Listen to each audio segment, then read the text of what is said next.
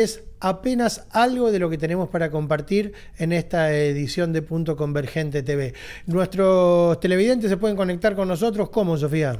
Nos pueden escribir por WhatsApp al 11 55 77 83 03 o pueden comentarnos en el canal de YouTube de Orbe 21 o en el de Punto Convergente TV, que estamos transmitiendo en vivo por primera vez desde ahí.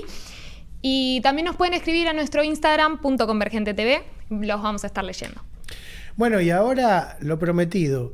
¿Quién es León XIV?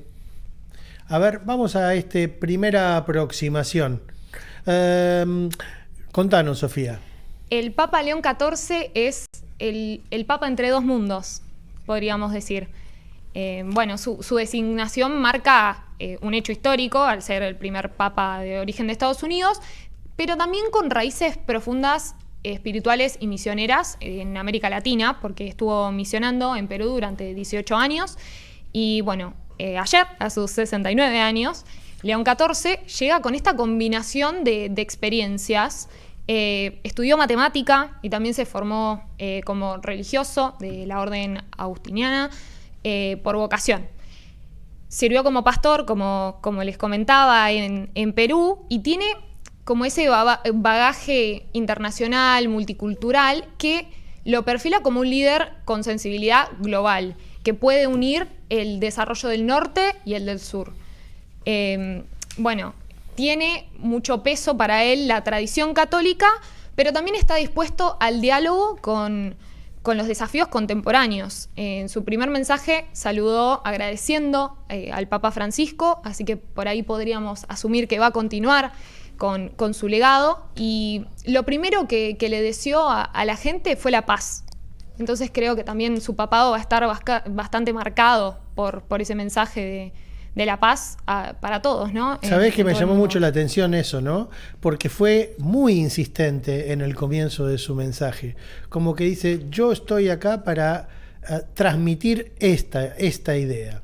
Sí, una paz desarmada, y también continuar con la idea de Francisco del camino sinodal de la Iglesia, que es salir, la Iglesia que sale y busca, que tiene las puertas abiertas, pero que también va al encuentro, va a la misión.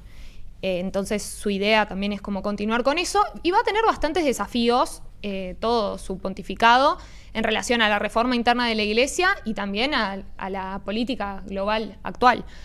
Va a tener que abordar firmemente el tema de los abusos sexuales, el rol de la mujer, la relación con los fieles pertenecientes a la comunidad LGBTQ, y también la necesidad de reconciliar como las distintas versiones teológicas que hay. Así que la va a tener complicada, pero ya ayer arrancó diciendo que es con esperanza y que es caminando para adelante. Y esto desde el punto de vista estrictamente religioso. Desde el punto de vista político, lo primero que llamó la atención es que es de nacionalidad norteamericana. Es la primera vez que un cardenal norteamericano es ungido papa. Y esto llama la atención en este momento del mundo donde Donald Trump aparece también como una imagen emergente. Y todo el mundo se pregunta, ¿acaso va a ser la contracara, el contrapeso de la figura de Donald Trump? ¿Quién va a ser el norteamericano más relevante del mundo a partir de este momento?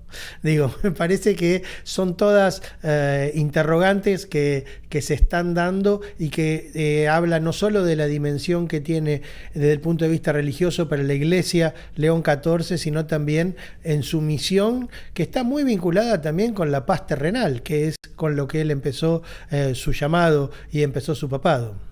Sí, completamente.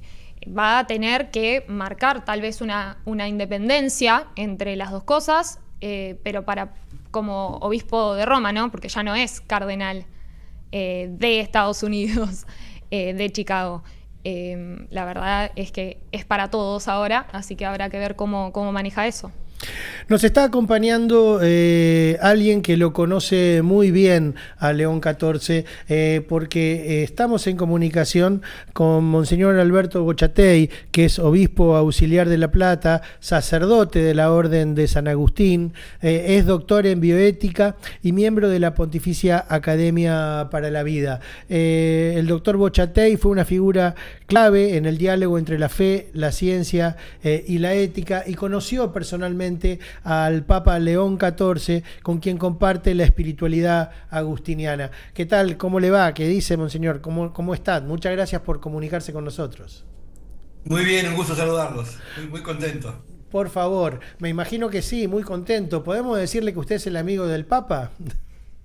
Sin duda que somos amigos, eso es lindo poder decirlo. Es una gran persona.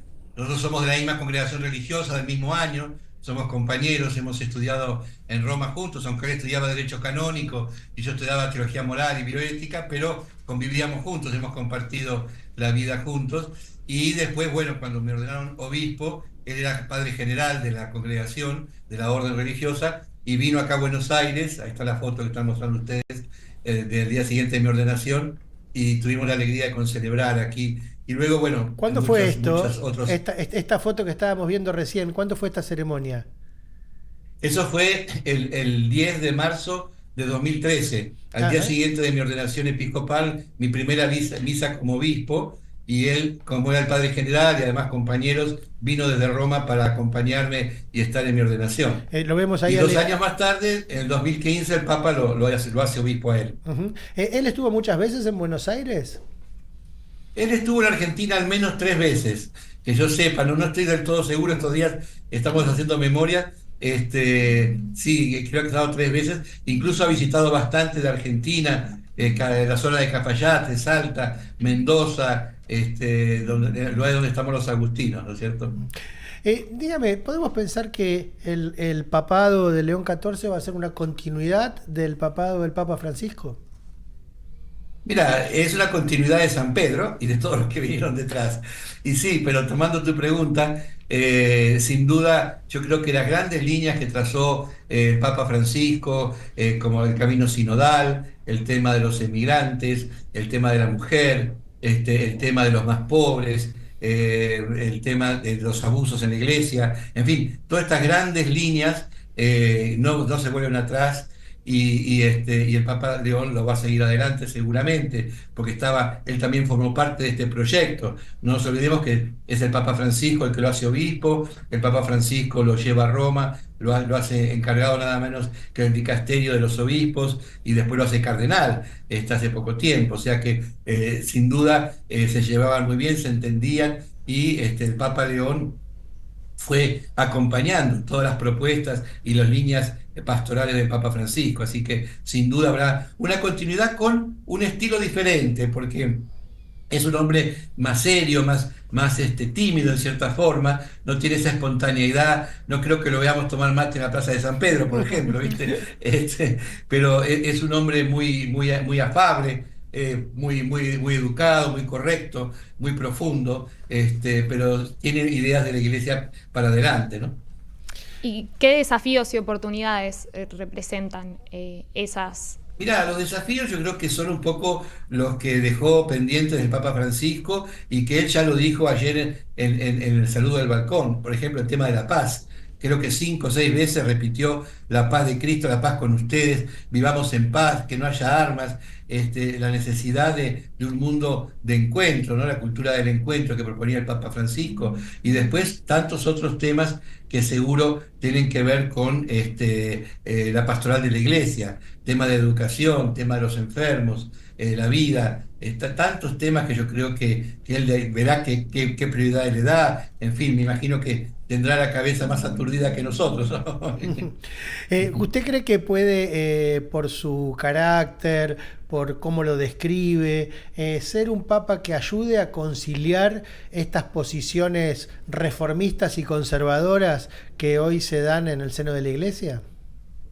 Sí, sin duda, porque es él no es ni reformista ni conservador. Y es un hombre de iglesia, de trabajo. Fíjense que habiendo podido quedarse en Estados Unidos como sacerdote en Chicago, él quiso ir a Perú, de ser misionero, vivió 20 y pico de años en Perú, después fue provincial en Chicago, después padre general de los agustinos por el mundo por 12 años, y cuando terminó todos esos cargos de grande responsabilidad, él, cuando le dijeron dónde quería vivir, qué quería hacer, que era probable quedarse en Roma, volver a Estados Unidos, a una vida más tranquila, volver a Perú, volver a la misión, y estando en Perú el Papa lo hace obispo de Chiclayo, y ya la historia que todos conocemos. Pero sí es un hombre muy conciliador, sabe escuchar, te invita a la escucha, le gusta que digas ideas que sean sanadoras, así que sí, yo creo que el estilo de él va a ser así un poquito más formal, si se quiere, de lo que era Francisco, y esto no significa tradicionalista, esto significa formal. Como decían nuestras abuelas, un señor muy bien educado. Se me ocurren preguntas acerca de cómo nos impacta la Iglesia en la Argentina, la cercanía que tiene el Papa con Latinoamérica. Bueno, habló en español, ¿no? Y eso... Sí, sí. Bueno, habla español, imagínate, después de 25 Claro. años en Perú, correctísimamente, está en inglés también, habla italiano, francés, alemán, Ujú. Un montón. o sea, realmente portugués. Es un hombre de una vastísima cultura y conoce bien Argentina, ha trabajado con argentinos, entre ellos conmigo, o sea que es un país que le suena, que lo conoce, ¿no es cierto?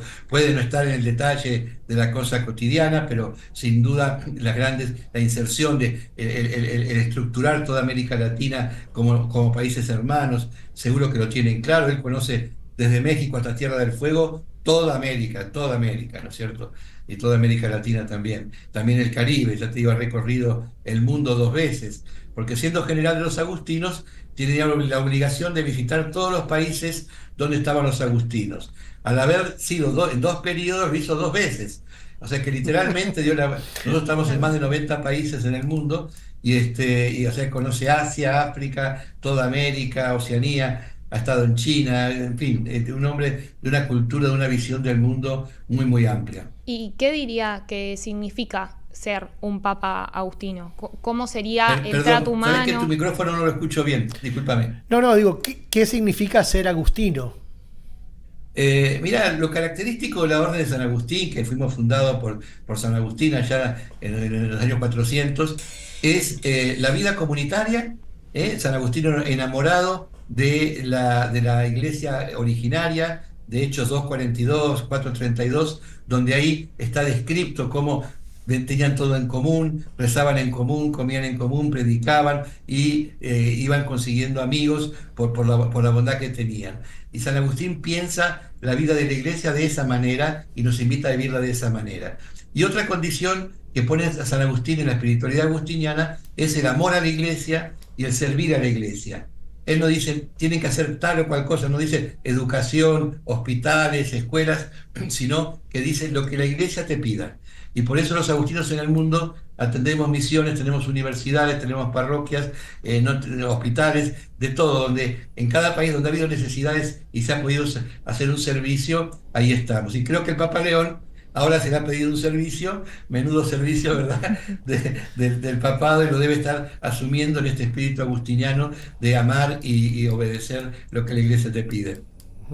¿Por qué cree que eligió, si bien todavía no lo dijo, ¿no? Pero que eligió el nombre de León? ¿Tiene que ver, obviamente, con León XIII, con su mirada social? ¿Por qué cree usted?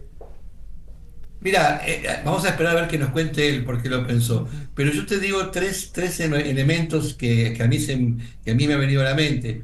El primero, obviamente, León XIII. El Papa, digamos, quiso pasar la Iglesia hacia la modernidad. El Papa del siglo XIX al siglo XX. El primero que comienza a sistematizar la doctrina social de la Iglesia, lo que hoy llamamos doctrina social de la Iglesia, y nos sale tan espontánea la terminología. Empezó con León XIII, con la Rerum Novarum y con toda su preocupación.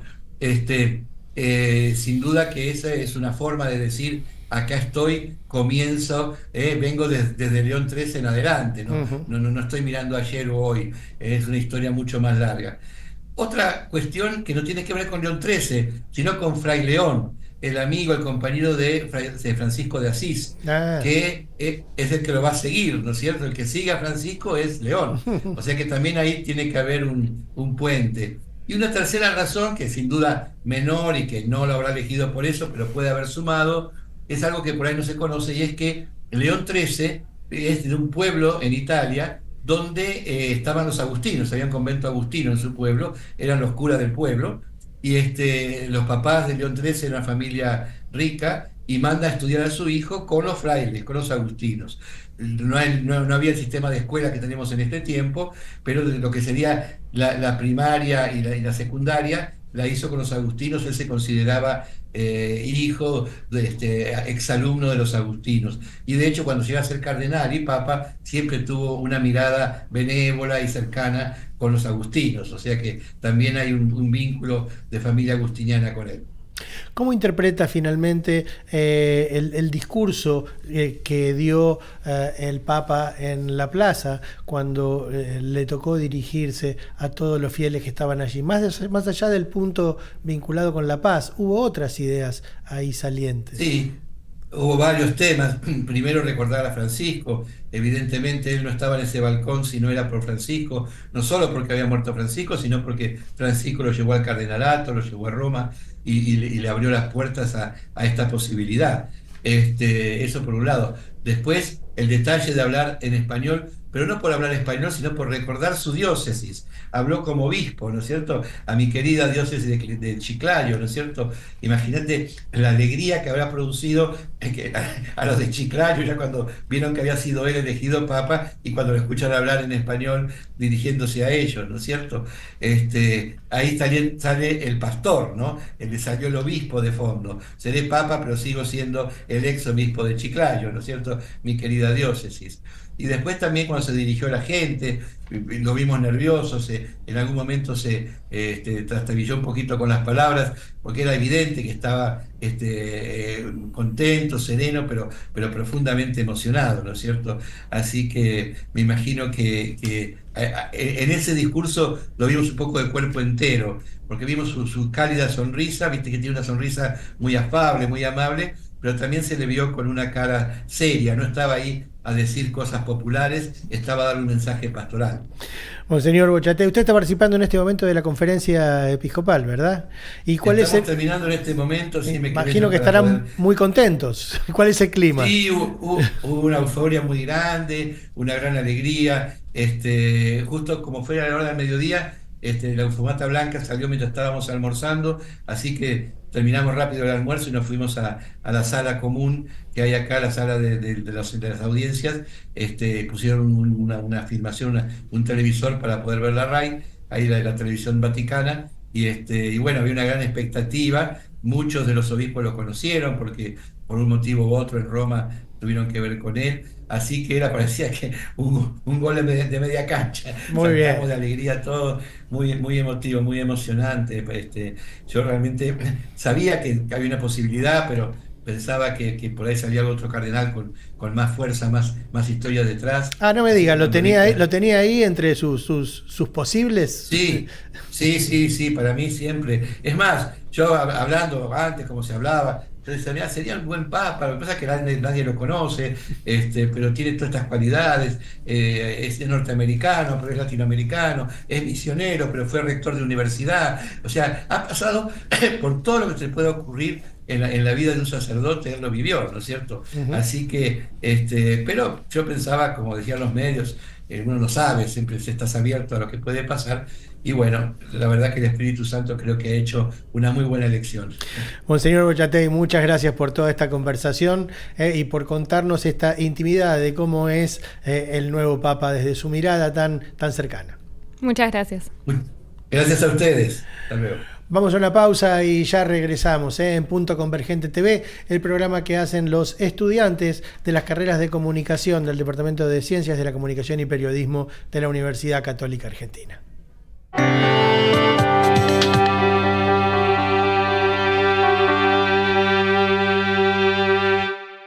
¿Cómo te ves en la UCA? Estudia en una universidad con 4 sedes, 34 laboratorios, 6 bibliotecas, más de 70 carreras de grado, más de 600 posgrados, más de 17.000 estudiantes, más de 93.000 graduados. UCA, primera universidad privada del país según el QS World University Rankings 2024. Abierta la inscripción.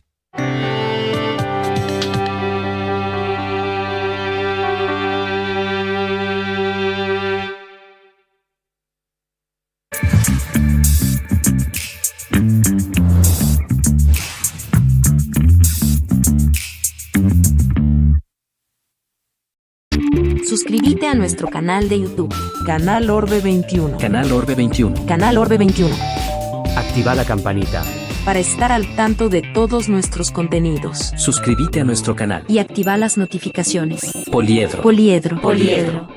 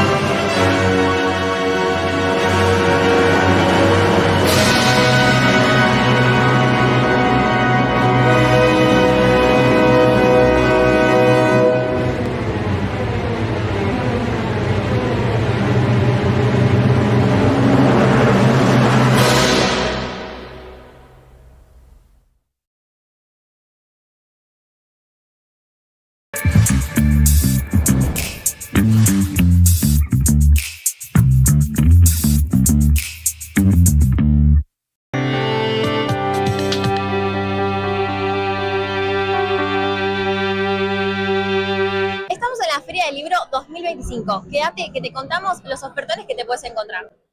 Por menos de 10.000 pesos puedes encontrar cómics desde 4.000 pesos, libros infantiles y de mandalas por solo 3.000 pesos, ideal para regalar o sumar a tu biblioteca. En Ediciones Libertador encontrás cuentos de mitología griega como Zeus y Prometeo a 6.000 pesos y novelas juveniles por 8.000. Una buena opción para los fans de la mitología y la aventura. La Botica del Ángel tiene una selección variada de novelas, clásicos de la literatura y libros en inglés, perfectos para lectores curiosos o estudiantes. Si te interesan los libros de teoría política o las obras de teatro, entonces tenés que pasar por Librería Homero Mansi. Lo conseguís a tan solo 6.000 pesos. Por solo 1.000 pesos en el stand del túnel encontrás cuentos cortos infantiles, lo más barato de la feria. También hay libros más extensos infantiles por solo 6.000 pesos y novelas juveniles por 8.000. Y si te interesan los libros de negocios o de psicología, este es tu stand ideal. Atención para los fanáticos de los cómics. Parada obligatoria por Plante Comics y Betina Editorial. Hay variedad, ediciones limitadas y precios accesibles para coleccionistas y curiosos. En homenaje al Papa Francisco, a 2 semanas de su fallecimiento, varios stands reúnen libros y material gráfico sobre su vida. En Editorial Guadalupe Claretiana puedes conseguirlos a muy buen precio. El Mariscal Libros tiene terror por 5.000 pesos y clásicos como el Martín Fierro por 10.000 pesos. Una combinación entre escalofríos y tradición argentina.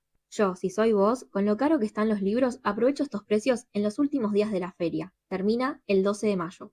¿Y vos, cuánto pagarías por un libro nuevo? Te leemos en los comentarios.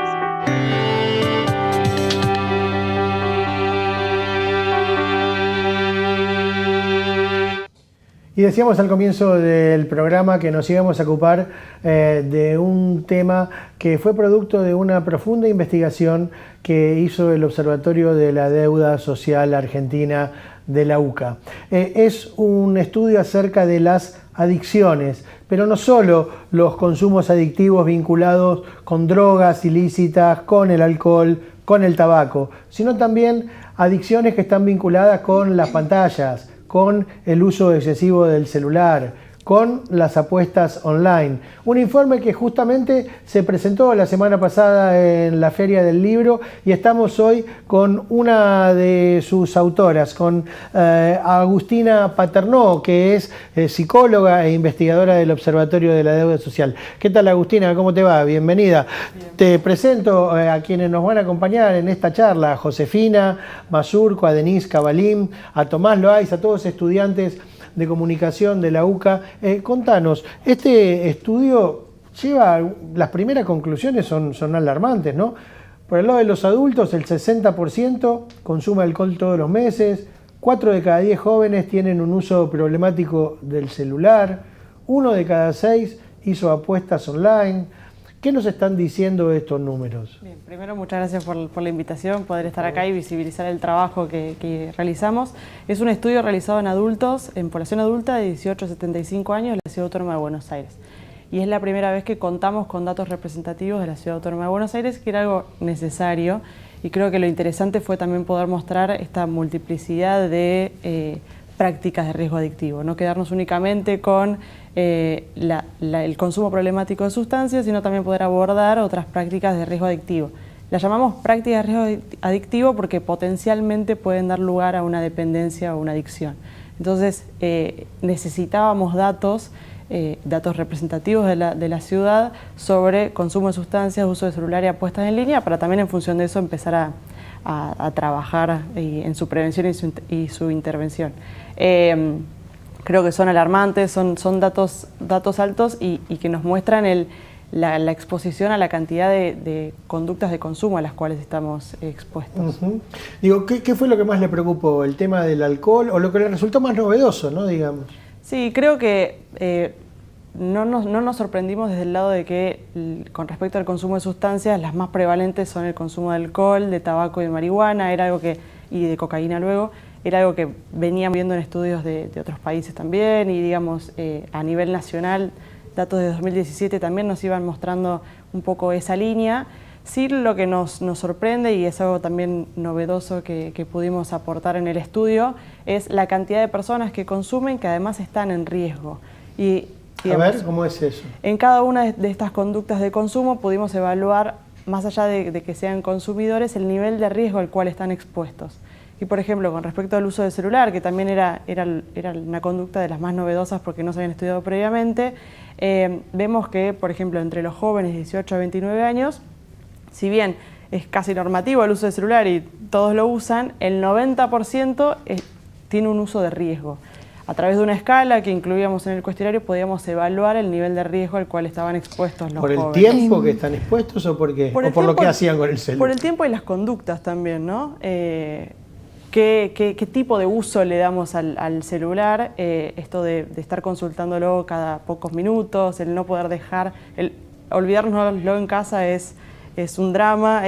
Bueno, toda esa suma de señales es lo que da lugar a este uso de riesgo. Mira, ahí tenemos en pantalla justamente estos gráficos. ¿Podrías ayudarnos a interpretarlos? Sí, ahí sí vemos el comportamiento de riesgo de uso en el celular en población total, digamos, en la población de 18 a 75 años, como uno de cada 4 personas tienen un uso de riesgo. Desde acá no veo bien los colores, ¿sabes? El oscuro, el 26,6%, es las personas de 18 a 75 años que tienen un uso de alto riesgo del celular, que es esta sumatoria de síntomas y signos con respecto al uso del celular. Hablamos también de personas que tienen sintomatología ansiosa por utilizarlo, por no utilizarlo.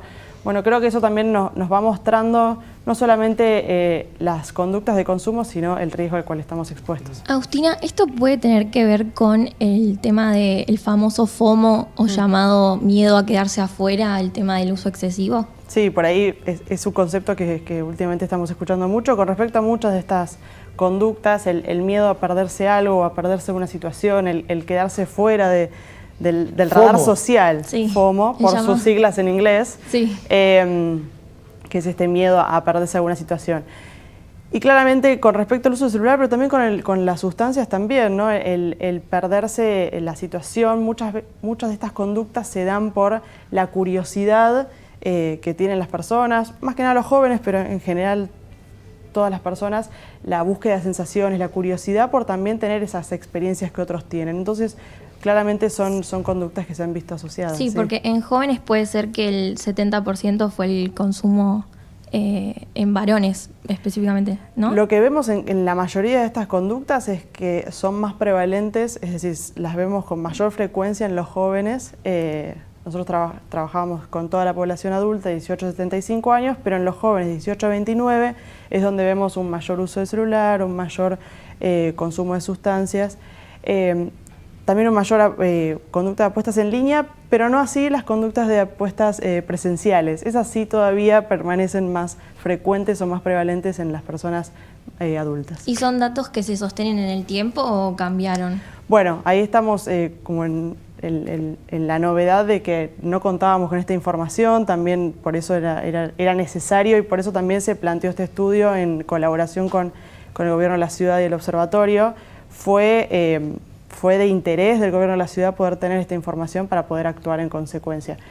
No teníamos datos, entonces, digamos, creemos que viene en línea también en comparación con otros estudios, pero de esta magnitud en población adulta en la Ciudad Autónoma de Buenos Aires no teníamos información. Hubo un tema que ocupó al gobierno de la ciudad, que es el tema de las apuestas online que protagonizan los más jóvenes. De hecho, hay una muy fuerte campaña en los medios de comunicación, hay una campaña de política pública, por lo menos de persecución criminal desde el punto de vista de la justicia porteña, de sancionar a los famosos que instan a los más jóvenes a participar en apuestas online. Tenemos la placa por ahí, ¿no?, de las apuestas en línea. Contanos un poquito, ayúdanos a interpretar este gráfico. Sí. ¿Qué significa? Por un lado, del lado izquierdo de la placa vemos un mapa de la Ciudad Autónoma de Buenos Aires para cada una de estas conductas. Los más oscuros en los lugares de la ciudad donde hay más apostadores online. Exactamente. ¿Y qué es? Retiro, Recoleta, Palermo. Sí, creo que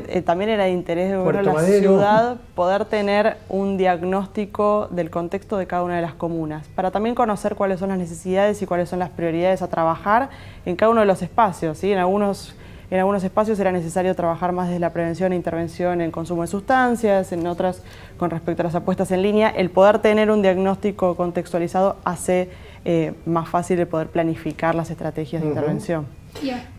Perdón, Agustina, y te hago otra pregunta. ¿Vos crees que estas cifras pueden mejorar con el correr del tiempo, aplicándose políticas públicas, diferentes soluciones, o es un tema más estructural del que va a llevar un tiempo recuperarse y tener resultados más alentadores? Bien, como investigadora y especialista en el tema, tengo esperanza a que se pueda trabajar en función de estos datos. Creo que un primer paso ya lo estamos dando, el poder tener información. Es necesario que todas las políticas públicas o todas las estrategias que se tomen sean basadas en evidencia.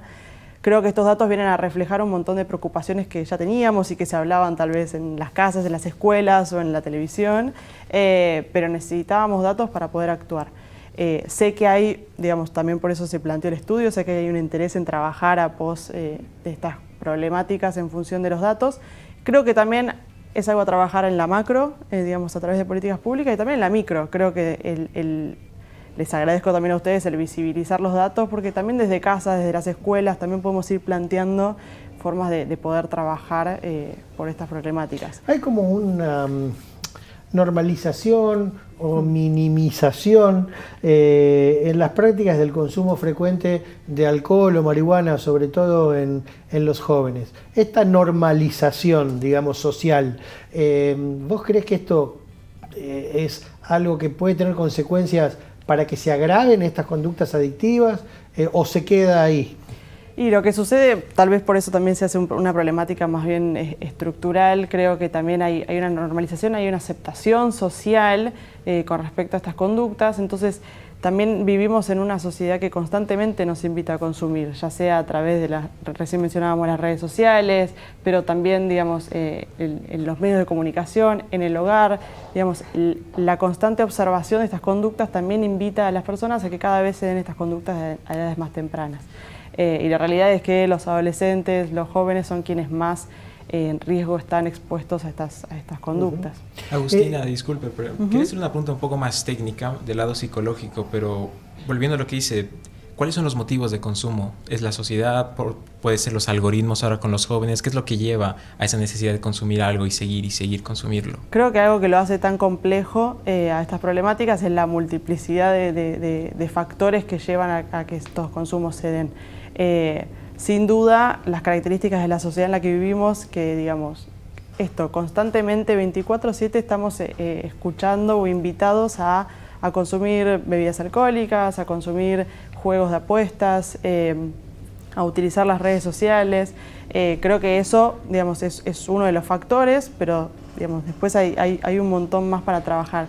Y lo interesante de este estudio es que no solamente se intentó realizar un estudio que fuese epidemiológico de poder conocer, bueno, cuántas son las personas que consumen, quiénes son los que consumen, que también es importante poder conocer la población de riesgo con quien necesitamos trabajar, sino también fue interesante poder conocer más bien tener una mirada multidimensional de estas conductas. Entonces poder conocer los motivos por los cuales aparecen, en qué contextos sociales y físicos aparecen estas conductas, es decir, con quiénes consumen y en qué situaciones o escenarios las personas consumen.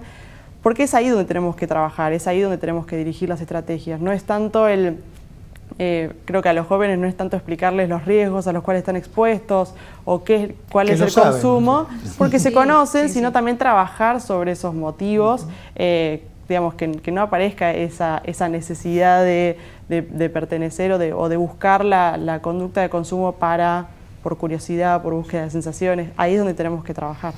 Y este es el diagnóstico, pero estamos con el padre Fabián Belay. El padre Fabián Belay es un sacerdote que le pone el cuerpo a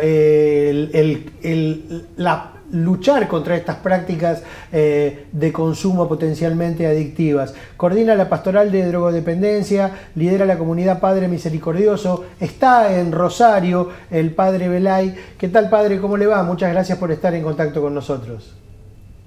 Hola, ¿qué tal? No, muchas gracias a ustedes.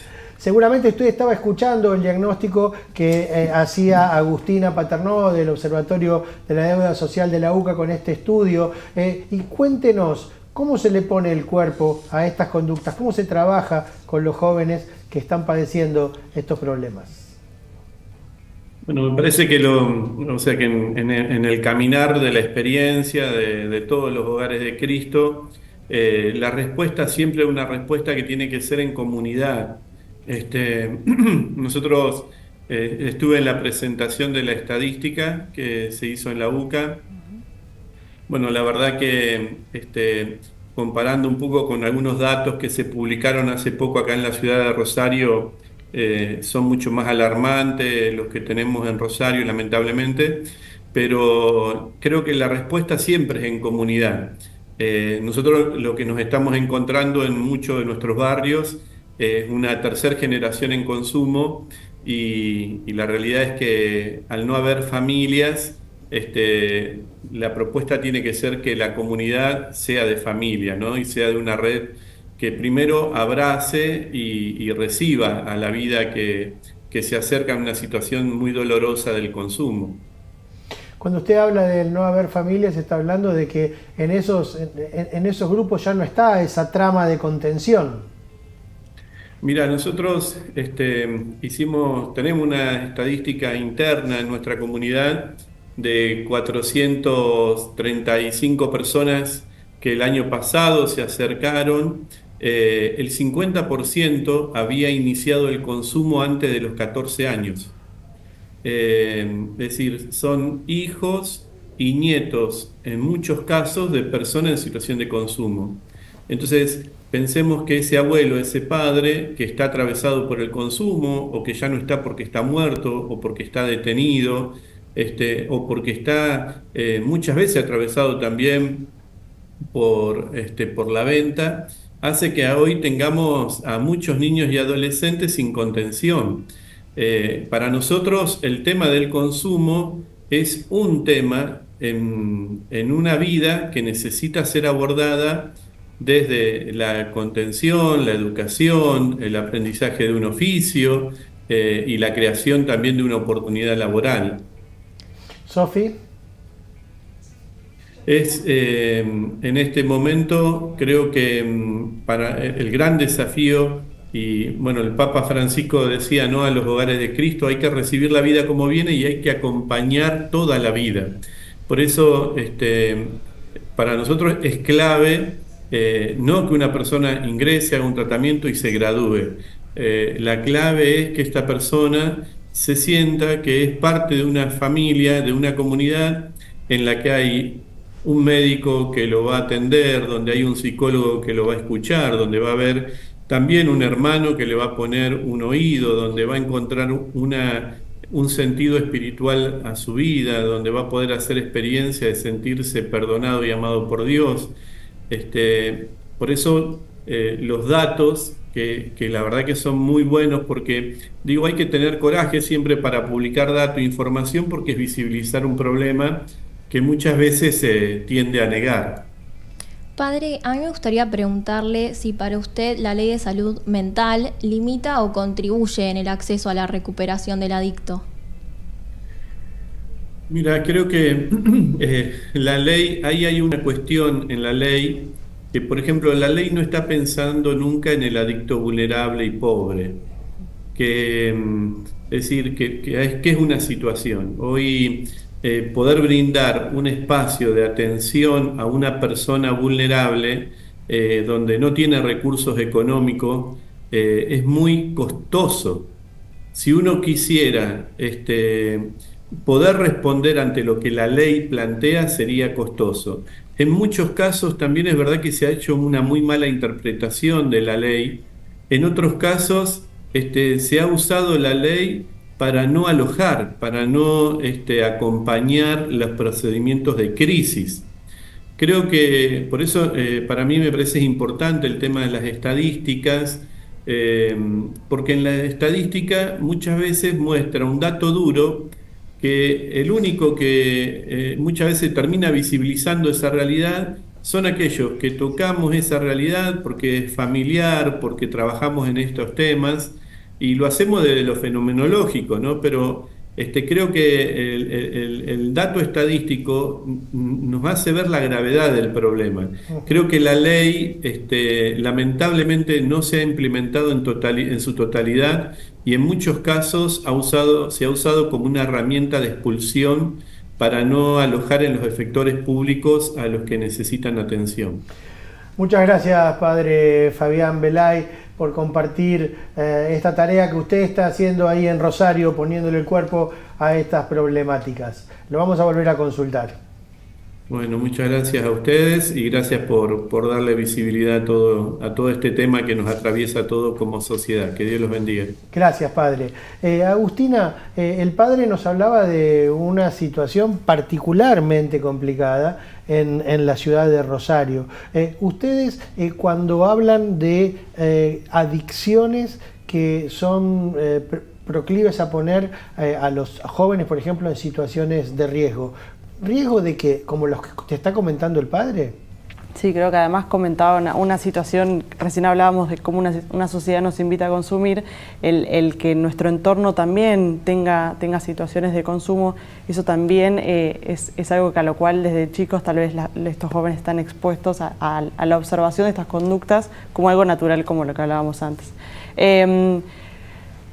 Expuestos a un riesgo, digamos, al riesgo adictivo, a lo que hablamos es, digamos, el consumo, hablamos de consumos problemáticos también, por ejemplo, con un adolescente que consume una vez al mes de manera episódica, pero en atracones, digamos, una gran cantidad de alcohol. También ahí hablamos de un consumo problemático. Ahí no hablamos, sí, de una adicción, pero sí, digamos, estas situaciones reiteradas pueden dar lugar a esta dependencia. ¿Lo ven ustedes, chicos, esto en su vida habitual? Digo. Sí, en el día a día la adicción al teléfono se ve. Personalmente yo no padezco adicción, pero sí veo que cada vez quizás, no sé, las horas aumentan o el informe que te llega. Y me das un punto. La psicóloga te mira y se ríe. Perdón, porque me das un punto para pensar en función del informe, que recién hablábamos, una gran cantidad de personas mostraban esta sintomatología o estos signos a partir de un uso de riesgo del celular. Pero era muy bajo el porcentaje de personas que decían estar preocupadas por su uso de celular. Como que ahí hay una no digo que sea tu caso, pero digo, hay una gran brecha también, y lo vemos, donde, claro, el celular no deja de ser una herramienta sumamente útil que usamos para trabajar, que usamos para difundir, para informarnos, para comunicarnos incluso con personas en cualquier lado del mundo. Entonces digo, no deja de ser una herramienta útil que llegó para quedarse y que muchas veces necesitamos utilizar. Entonces hay una gran brecha igual en todos los consumos, hay una gran brecha entre el riesgo efectivo que hay y la preocupación que tenemos. Y hasta que no haya una verdadera percepción del riesgo, es muy difícil que haya un cambio de hábito. Está muy bueno eso que decís. Siempre nosotros tenemos la excusa de que es el trabajo. Lo hacemos por trabajo. Sí. ¿no? Sí, más los periodistas, ¿no? Que están bueno, pero ustedes pueden decir, lo hago porque estoy en contacto con mis amigos, lo hago por las redes. Sí, también. Sí, pero digamos, es una herramienta, digamos, venía acá hasta este lugar y me seguía comunicando por cuestiones de trabajo, digamos, que seguimos utilizando. Pero bueno, es estar alerta a estas situaciones que marcaba este cuestionario de la suma de todas estas conductas, digamos, de esta sintomatología o de signos, de el no poder dejarlo, el que empiece a interferir en todas mis actividades, el no poder disfrutar de una situación social sin el uso del celular, digamos, creo que es la suma que hace a ese riesgo, ¿no? Agustina, muchísimas gracias por la visita. Por favor, muchas gracias. Bueno, es Agustina, y por visibilizar el trabajo. Por favor, Agustina Paternò, que es investigadora del Observatorio de la Deuda Social Argentina. Bueno, muchas gracias a los invitados de hoy. Vamos a ir cerrando el tercer programa de esta edición de Punto Convergente TV. Acá estamos. Un programa especial dándole la bienvenida al Papa León XIV, un amigo de la Argentina, ¿no? Ya supimos que anduvo por acá y que aquí también tiene muy buenos amigos. Sofi, nuestros televidentes pueden mirar todo el material de Punto Convergente TV, ¿por dónde? Lo pueden ver en diferido, este mismo programa, en Punto Convergente TV en YouTube, y también pueden ver los reels y otras cosas que estamos subiendo en historias, si nos siguen en Instagram, también como Punto Convergente TV. Bueno, este fue Punto Convergente TV, el programa que realizan los estudiantes de las carreras de comunicación del Departamento de Ciencias de la Comunicación y Periodismo de la licenciatura de la Universidad Católica de Argentina. Sofía, muchas gracias. Nos estamos viendo entonces el próximo viernes a las 14 por aquí por Orbe 21. Los esperamos.